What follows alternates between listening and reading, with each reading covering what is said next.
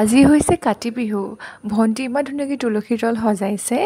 তাৰপৰা সন্ধিয়া সময়ত মায়ে পোনপ্ৰথমে গোঁসাই ঘৰত চাকি জ্বলাই লৈছে। তাৰপৰা আমি তুলসীৰ তলত ভণ্টিয়ে সজোৱা তুলসীৰ তলত ধুনীয়াকৈ চাকি বন্তি জ্বলাই প্ৰাৰ্থনা কৰিছোঁ, যাতে ঘৰখনৰ শান্তি থাকক, অপায় অমংগল দূৰ হওক, ঘৰৰ লগতে সমাজৰো সকলো শান্তি হওক, অপায় অমংগলবোৰ দূৰ হওক। এয়া মায়ে প্ৰসাদ বিতৰণ কৰিবলৈ লৈছে।